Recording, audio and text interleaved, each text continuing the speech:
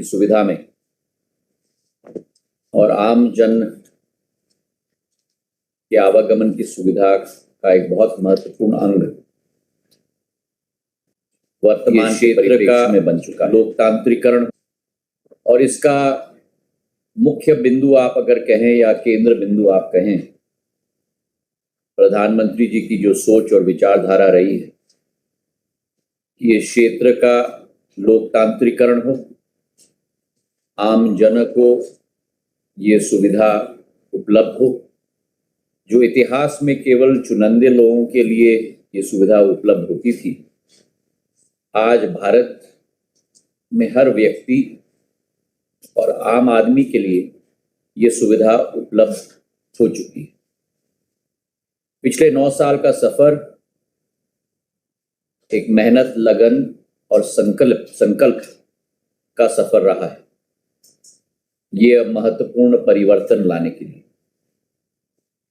और 9 सालों में प्रधानमंत्री नरेंद्र मोदी जी के नेतृत्व में जो इस विभाग ने भारत के जन आकांक्षाओं और भारत की हर व्यक्ति के लिए सुविधा प्राप्त कराने के लिए कदम उठाए, उसके कुछ अंश आपके समक्ष मैं रखना चाहता हूं।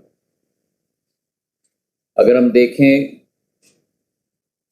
6 या 7 क्षेत्रों में, पहले अगर हम अपने घरेलू यात्रियों की बात करें, जहां 2013-14 में केवल 60 करोड़ यात्री, 6 करोड़ यात्री, 60 मिलियन यात्री इस आवागमन की सुविधा के आधार पर अपना यातायात तय करते थे, आज 14.5 करोड़ यात्री, मतलब करीब करीब 130% वृद्धि घरेलू यात्रियों में आज हो चुकी है। अंतर्राष्ट्रीय क्षेत्र में भी जहां 4.7 करोड़ यात्री सफर करते थे नागर विमानन से, आज करीब करीब 7 करोड़ यात्री सफर कर रहे हैं, मतलब 50% वृद्धि हुई। और अगर संयुक्त रूप से हम देखें तो आज विश्व का तीसरा सबसे बड़ा एविएशन मार्केट आज भारत बन चुका है। जो उपलब्धियां यात्री के क्षेत्र में है, वही कार्गो के क्षेत्र में भी। कार्गो की वृद्धि जो करीब करीब 2.2 मिलियन टन थी घरेलू और अंतर्राष्ट्रीय मिलाकर, वो आज करीब करीब 3.6 मिलियन टन हो चुकी है। तो करीब 65% वृद्धि इन 9 वर्षों में आ चुकी है। अगर हम अपने एयरक्राफ्ट की फ्लीट साइज देखें, 2013-14 में हमारे पास केवल 400 विमान थे, आज 700 से भी अधिक विमान हैं। तो 75% वृद्धि पिछले 9 वर्षों में हुई है। और अब कई एयरलाइंस की बड़े ऑर्डर, विश्व में एक नया इतिहास रचने वाला एयर इंडिया 470 प्लेन्स का ऑर्डर, $70 बिलियन का मात्र शुरुआत है। और पिछले अनुमान लगा रहे हैं अनेक एजेंसी के अगले 4-5 वर्षों में 1200 से 1400 अतिरिक्त प्लेन्स की ऑर्डर भारतीय कंपनियों के द्वारा रखी जाएंगी। अगर अधोसंरचना की हम बात करें तो जहां 74 एयरपोर्ट होते थे आजादी के 68 वर्षों में, वहीं इन 9 वर्षों में 74 अतिरिक्त एयरपोर्ट, हेलीपोर्ट और वाटरड्रोम स्थापित करके 148 पर आज हम पहुंच चुके हैं। तो 100% वृद्धि हुई है 9 वर्षों में। जो 68 वर्षों में भारत ने किया है, वही भारत ने 9 वर्ष में दोबारा करके दिखाया। अगर इसका एक भाग हम लें ग्रीनफील्ड एयरपोर्ट, 2013-14 में केवल 3 हमारे ग्रीनफील्ड एयरपोर्ट्स थे, आज 14 हो चुके हैं। तो 11 नए ग्रीनफील्ड एयरपोर्ट बने हैं। जो हमने 21 की अनुमति प्रदान की है, उसमें से 11 तैयार होकर देश के लिए समर्पित हो गए। तो 400% वृद्धि इस क्षेत्र में हुई। अगर उत्तर पूर्वी राज्यों की हम बात करें, जहां 9 एयरपोर्ट्स थे 68 वर्षों में, आज उसी उत्तर पूर्वी राज्य में 17 एयरपोर्ट्स, मतलब करीब करीब 8 अतिरिक्त बने हैं। 90% की वृद्धि उस क्षेत्र में हुई। अब आपके साथ मैं इस मंत्रालय के सफर पे थोड़ा चलना चाहूंगा और आप इस पर प्रकाश डालना चाहूंगा। 4 मुख्य भागों में हमने अपने सफर की तैनाती की। पहला है हमारा core area, core operations, aircraft, airports. Second है हमारा इकोसिस्टम, क्योंकि जब कोई इंडस्ट्री एक स्केल धारण कर लेती है उसके बाद इकोसिस्टम की स्थापना हो पाती है, और वही इकोसिस्टम की स्थापना अब नागर विमानन के क्षेत्र में भारत में बनना शुरू हो चुका है। तीसरा है संस्थात्मक ढांचा, इंस्टीट्यूशनल स्ट्रेंथ, क्योंकि अगर विमानन क्षेत्र में एयरलाइंस और एयरपोर्ट्स की वृद्धि हो रही है, इकोसिस्टम का सप्लांटेशन हो रहा है, तो इंस्टीट्यूशनल सिस्टम में भी वृद्धि लानी होगी उस अतिरिक्त ट्रैफिक को संभालने के लिए, उस अतिरिक्त डिमांड को संभालने। और चौथा भाग है नए इनिशिएटिव्स, मतलब अभी कहाँ हमें बीज बोने हैं भविष्य के वट वृक्ष को तैनात करने के। तो इन 4 भागों में हमने अपने मंत्रालय के सफर को हम लोग ने मॉनिटर किया है।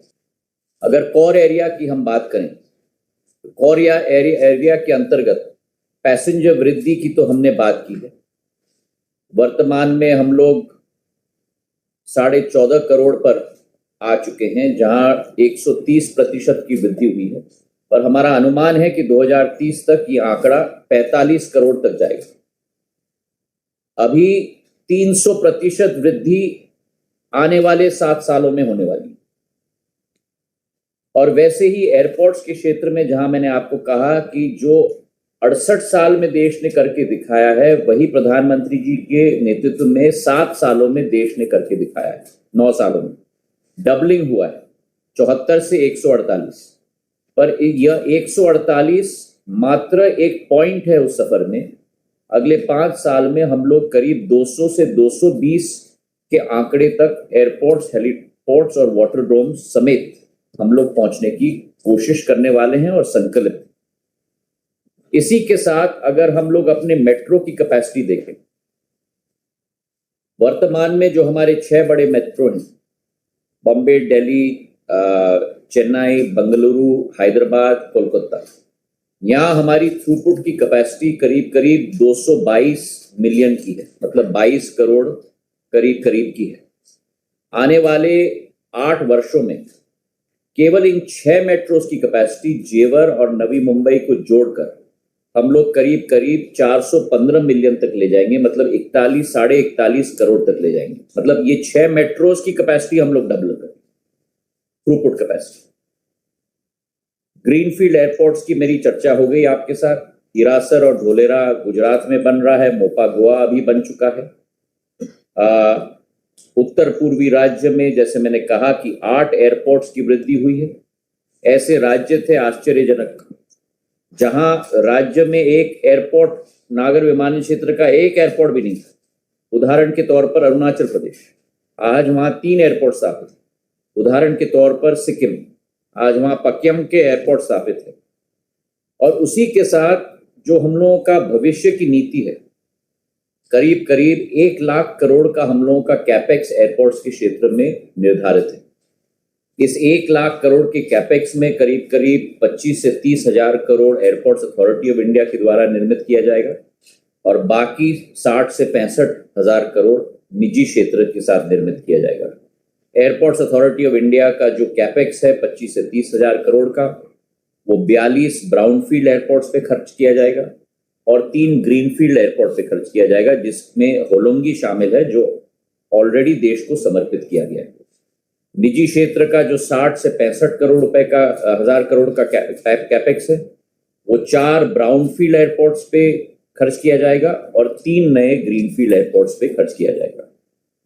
कैपेक्स के प्लान के साथ साथ पूरे देश की आम नागरिक योजना, जो प्रधानमंत्री जी की बहुत ही एक महत्वपूर्ण योजना है और एक महत्वाकांक्षी योजना है, जिसके आधार पर आम जन को ये सुविधा उपलब्ध हुई है वायबिलिटी गैप फंडिंग योजना के तहत। इस योजना के तहत आज 74 एयरपोर्ट बने हैं, हेलीपोर्ट और वाटरड्रोम मिलाकर। इस योजना के तहत करीब 1 करोड़ 16 लाख यात्रियों ने नागर विमानन से सफर किया है, जो शायद अपने जिंदगी में ये कभी अनुमान नहीं लगा सकते थे कि वो फ्लाइट से सफर कर पाएंगे।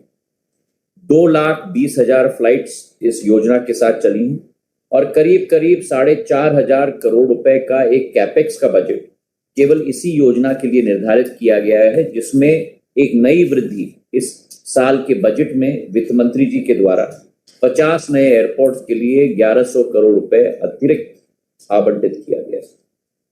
उड़ान योजना केवल डोमेस्टिक कनेक्टिविटी तक सीमित नहीं, उड़ान योजना केवल बड़े प्लेनों तक सीमित नहीं। उड़ान योजना में छोटे प्लेन सम्मिलित हैं, उड़ान योजना में उड़न खटोले सम्मिलित हैं, हेलीकॉप्टर सम्मिलित हैं, और उड़ान योजना में वर्टिकली हम लोग जाएंगे तो इंटरनेशनल फ्लाइट्स भी सम्मिलित हैं। इसमें से करीब 13 रूट्स हम लोग ने प्रपोज किए थे, 4 अवार्ड हो चुके हैं इंटरनेशनल सेक्टर में, जिसमें से शीघ्र ही अगले 1-2 महीने में इम्फाल, मंडले और अगरतला चिटगांव की फ्लाइट हम लोग शुरू करने की कोशिश करेंगे। इस योजना के तहत कई ऐसे एयर स्ट्रिप्स जो विमान तल के नक्शे से द्वितीय विश्व युद्ध के बाद पूरी तरह से मिट गए थे, प्रधानमंत्री जी के नेतृत्व में वो दोबारा स्थापित हो चुके हैं और एक बहुत हेल्दी ट्रैफिक ट्रेंड उन छोटे शहरों के एयरपोर्ट से आज हम लोग अनुभव कर रहे हैं। उदाहरण के तौर पर दरभंगा का एयरपोर्ट है, उड़ान योजना के अंतर्गत बेलगावी का है, झरसुगुड़ा का है, रूपसी आसाम का है, किशनगढ़ का है, कुरनूल एयरपोर्ट है, पासीघाट एयरपोर्ट है, हुबली का एयरपोर्ट है, जगदलपुर का एयरपोर्ट है, और ऐसे अनेक कहानियां हैं जहां 50,000 से 5 लाख की ट्रैफिक प्रति वर्ष आज वो छोटे एयरपोर्ट से उपलब्ध हो पा रही है। इस क्षेत्र का एक और बहुत महत्वपूर्ण एक दायित्व रहा है पिछले 2-3 वर्षों में, जब पूरे विश्व में एक बहुत कठिन वातावरण तैनात हुआ कोविड महामारी के तहत। वंदे भारत मिशन के अंतर्गत करीब नागर विमानन क्षेत्र ने 1000 टन मेडिकल इक्विपमेंट और करीब करीब 3 लाख फ्लाइट्स के आधार पर 3.5 करोड़ यात्रियों को अपने घर तक पहुंचाने का काम। और वहीं जैसे आपको मालूम है कि ऑपरेशन गंगा के तहत जब रूस और यूक्रेन के बीच में जो युद्ध चल रहा है, 22,000 हमारे विद्यार्थी वहां फंसे हुए थे। नागर विमानन क्षेत्र के द्वारा 90 फ्लाइट्स, 90 सॉर्टीज आयोजित किए गए और एक बच्चे को वापस सुरक्षित लाने का कार्य प्रधानमंत्री जी के नेतृत्व में नागर विमानन क्षेत्र की बहुत अहम भूमिका रही। हमारे सारे निजी एयरलाइंस ने साथ में मिलकर काम किया। 76 फ्लाइट्स प्राइवेट सेक्टर की थी, 14 फ्लाइट्स इंडियन एयरफोर्स की थी, और पूर्ण रूप से निःशुल्क हमने अपने बच्चों को वापस लाने का, सुरक्षित लाने का काम नागर विमानन क्षेत्र ने किया। एक और मुख्य अंग और ऑपरेशंस में जो परिवर्तन आया है वो है एयर इंडिया का विनिवेश। एयर इंडिया के विनिवेश के आधार पर जो संस्था भारत की पूंजी थी, जहां 7,200 करोड़ रुपए का लॉस हो रहा था, उसका विनिवेश होने के जरिए प्रधानमंत्री जी के नेतृत्व और उनकी दिखाए हुए मार्गदर्शन पे ही इस विनिवेश के बाद जो टर्न अराउंड हुआ है एयर इंडिया का, जो टर्न अराउंड की शुरुआत हुई, जहां ऑन टाइम परफॉर्मेंस में वृद्धि हुई है, करीब 20-22% की वृद्धि हुई है, 85-90% OTP आज हो चुका है, और सबसे ज्यादा जैसे मैंने कहा, विश्व के इतिहास में सबसे बड़ा एयरप्लेन का ऑर्डर आज एयर इंडिया के द्वारा निर्मित किया गया है। तो हर इंसान इस देश में उनकी राशि, टैक्स पेयर्स की मनी की बचत करके एक नया पोटेंशियल देश के लिए निर्मित करने का कार्य प्रधानमंत्री जी के नेतृत्व में हो पाया। अब अगर हम इकोसिस्टम की बात करें जो इकोसिस्टम इस क्षेत्र में सप्लांट किया जा रहा है। हेलीकॉप्टर्स की मैंने बात की, हेलीकॉप्टर एक्सेलरेटर सेल बनाया गया है, हेली सेवा पोर्टल बनाई गई है, इमीडिएट इलेक्ट्रॉनिक अप्रूवल्स के लिए फ्लाइट पैटर्न के आधार पर उड़ान 4.2 के तहत करीब करीब 186 रूट्स हमने स्वीकृत किए थे, जिसमें से 16 रूट्स हेलीकॉप्टर्स के लिए, 50 रूट सी प्लेन्स के लिए और 120 रूट्स छोटे प्लेन्स के लिए। और एक स्मॉल एयरक्राफ्ट स्कीम भी उड़ान योजना के अंतर्गत हमने निर्मित की है, जिसके आधार पर केवल बीजीएफ टिकट के प्राइस के तहत पे नहीं, पर छोटे प्लेन्स के लिए लीज कॉस्ट भी उसमें हमने सम्मिलित की है, ताकि उनको इकोनॉमिकली हम लोग वायबल कर पाए। फ्लाइंग ट्रेनिंग ऑर्गेनाइजेशंस की भी बहुत वृद्धि हुई है, जहाँ केवल 29 होते थे, आज 35 हैं, और 35 में भी 6 और की वृद्धि हो गई है, और आने वाले 8 महीने के अंदर इस आंकड़े को हम लोग 50 तक ले जाएंगे। सो देश के अंदर 50 फ्लाइंग ट्रेनिंग ऑर्गेनाइजेशन स्थापित हो जाएंगे, ताकि जो पायलट्स की जरूरत है उसकी पूर्ति इन एफटीओस के द्वारा किया जाए। सबसे ज्यादा इतिहास में कीर्तिमान स्थापित करते हुए कमर्शियल पायलट्स लाइसेंस भी पिछले साल हम लोग ने इशू की। सामान्य तौर पर करीब 550 से 750 तक सीपीएल्स एक साल में इशू होती थी। पिछले वर्ष हम लोग ने 1165 सीपीएल्स भारत के अंदर इशू किए, जो अपने आप में एक कीर्तिमान। मेंटेनेंस और repair centre and overall centre में एमआरओज में भी बहुत वृद्धि आई है। पूरी पॉलिसी एफटीओ की और एमआरओ की हमने चेंज की है। रेंटल्स हमने बहुत सस्ते बना दिए हैं, रॉयल्टी सिस्टम हमने खत्म कर दी है, और ताकि इस क्षेत्र में वृद्धि हो। और आज साफरान जैसे बड़ी कंपनी $150 मिलियन रुपए का निवेश डालकर इंजन मैन्युफैक्चरिंग एमआरओज के साथ भारत में स्थापित करने जा रही है। जैसे मैंने कहा, एयर कार्गो क्षेत्र में भी बहुत वृद्धि हुई है, और इसी के साथ जुड़ा हुआ है कृषि उड़ान, कि जो हमारा किसान हॉर्टिकल्चर के क्षेत्र में और कृषि के क्षेत्र में उत्पादन करता है, उसका उत्पादन देश के अंदर नहीं केवल लेकिन विश्व में भी जाए।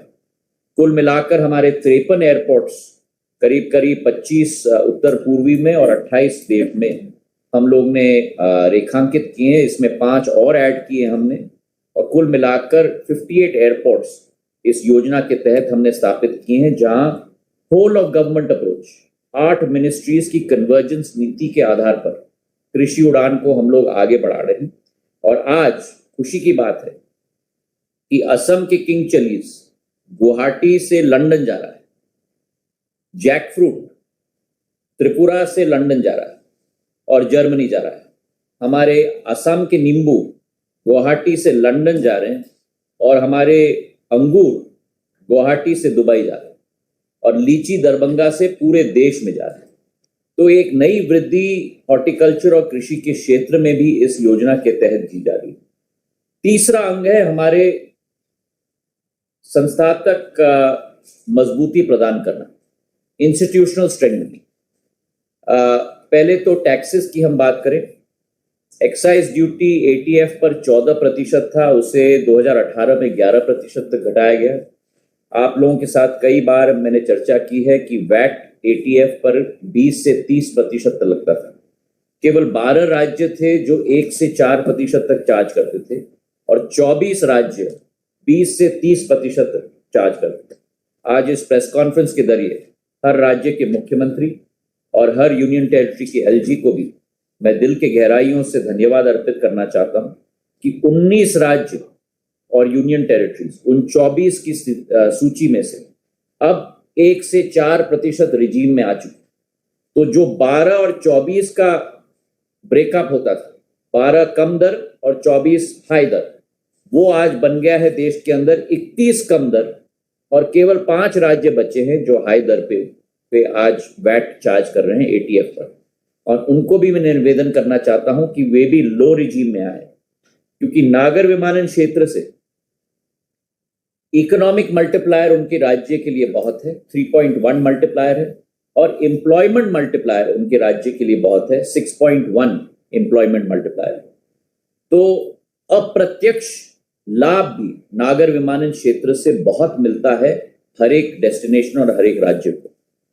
इसी के साथ हमारे एयरक्राफ्ट के रूटिंग में भी बहुत तंगी की स्थिति होती थी, जिसके आधार पर हवा में कंजेशन बहुत होता था। एक ऐसा ज़माना होता था जहां एक एक घंटा प्लेन उड़ता रहता था लैंड करने के पहले। आज वो कंजेशन का वातावरण पूर्ण रूप से समाप्त हम लोग माने, और वो इसलिए है क्योंकि प्रधानमंत्री जी ने निर्देश दिया और निर्णय लिया कि जो एयरफोर्स के पास 30% हमारे एयर स्पेस उनके पास संगठित है, उस 30% का 30% एयर स्पेस सिविलियन के लिए दिया जाए। तो मतलब करीब करीब 9%। उसके आधार पर 128 conditional direct routing civilian air space को दी गई है, जिसके तहत डायरेक्ट राउटिंग बॉम्बे दिल्ली हो, दिल्ली बैंगलोर हो, बैंगलोर कलकत्ता हो, कोलकाता हो, और उसके तहत करीब 90,000 टन CO2 का रिडक्शन हुआ है और करीब 1,000 करोड़ प्रति वर्ष फ्यूल की कॉस्ट सेविंग उसके तहत हो पाई।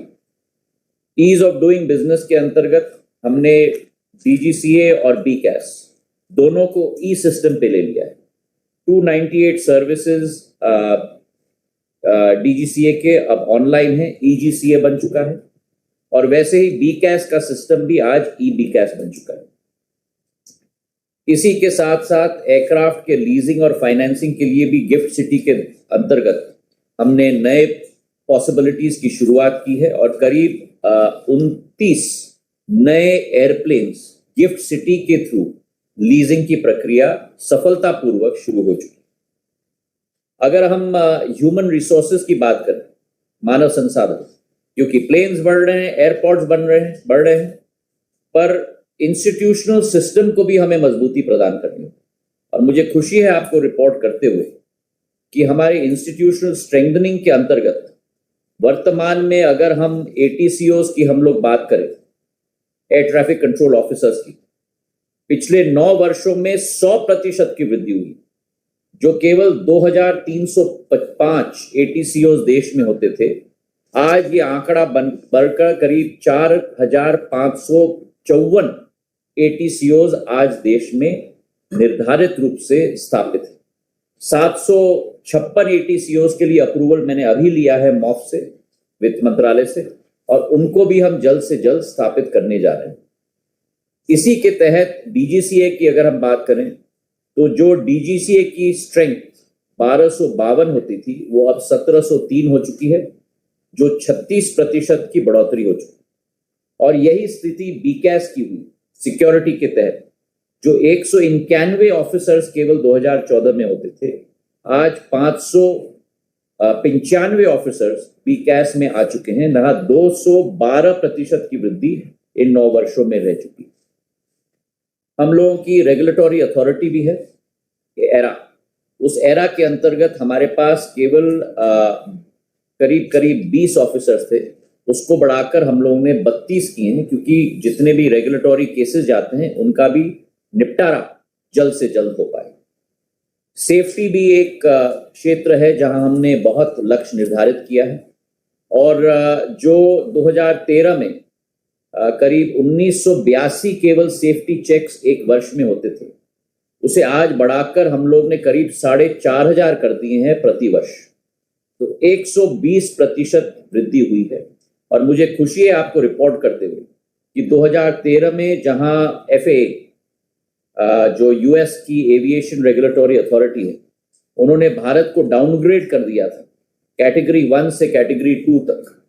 आज भारत दोबारा इन 9 वर्षों में उस कैटेगरी 1 में दोबारा स्थापित हो चुका है, सेफ्टी के और सिक्योरिटी के जरिए।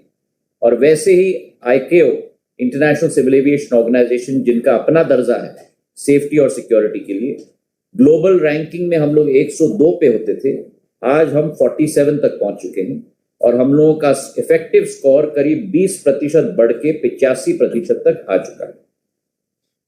आखिरी मुद्दा जिस पर मैं चर्चा करना चाहूंगा, और वो है नए विचारधारा, नई सोच।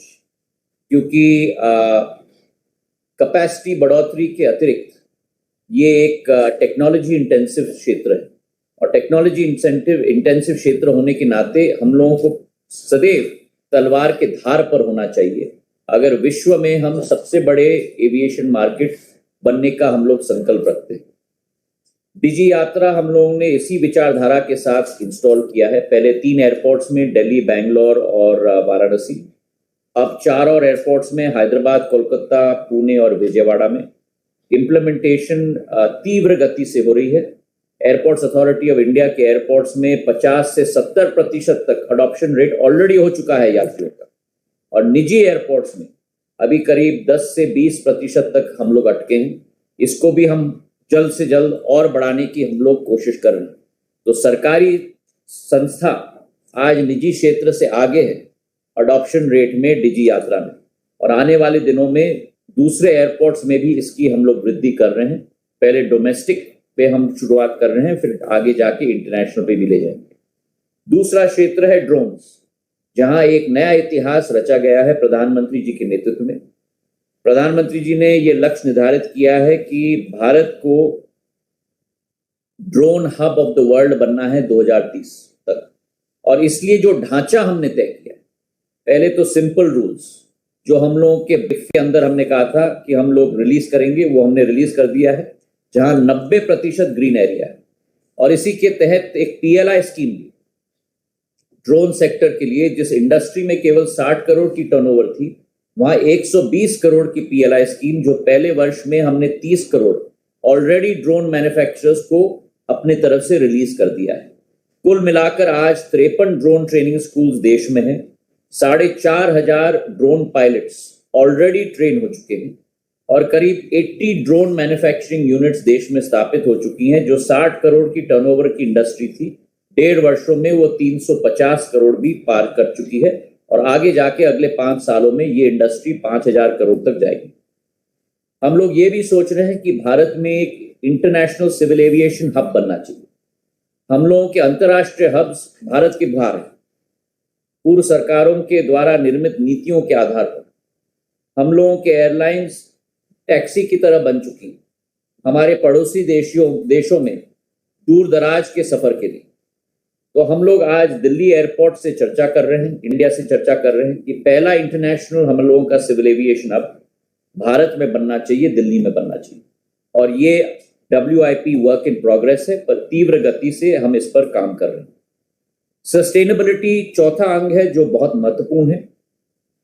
SAF, सस्टेनेबल एविएशन फ्यूल, पर हम लोग तीव्र गति से कार्य कर रहे हैं MOPNG मंत्रालय के साथ। हमारे एयरलाइंस की ऑलरेडी इस SAF का इस्तेमाल करके विस्तारा का इंटरनेशनल फ्लाइट 17% ब्लेंडिंग के आधार पर चला है।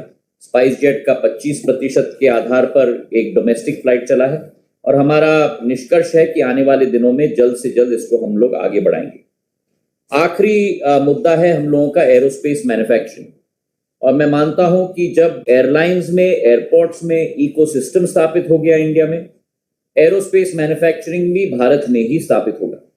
और एक बहुत ही महत्वपूर्ण कदम प्रधानमंत्री जी के द्वारा लिया गया, जहां C295 एयरक्राफ्ट एयरबस और टाटास के बीच में जो जॉइंट वेंचर है, वो C295 में बनेगी, और इसके आधार पर करीब 10,000 लोगों के लिए प्रत्यक्ष और अप्रत्यक्ष रूप से लोगों को रोजगार के अवसर उत्पन्न हो पाएंगे, और करीब 4,500 पार्ट्स और सब असेंबलीज भारत में बनेंगी।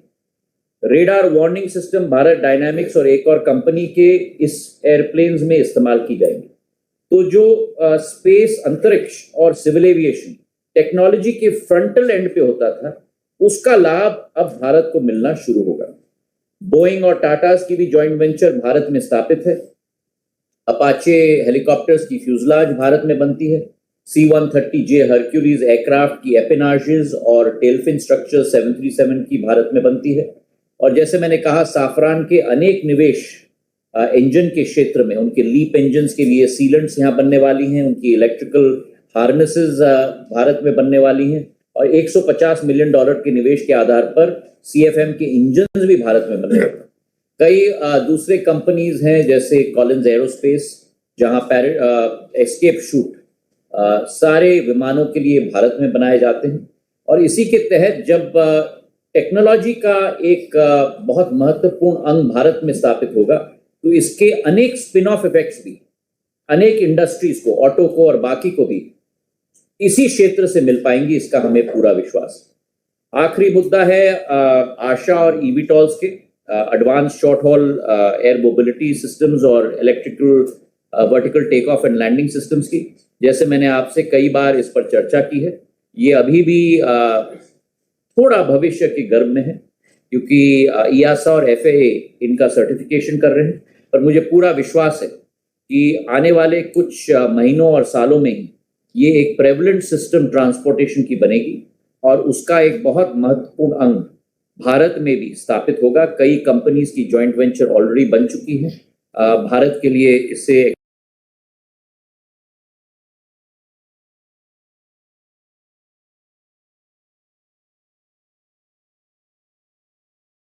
का मुझे पूरा विश्वास है।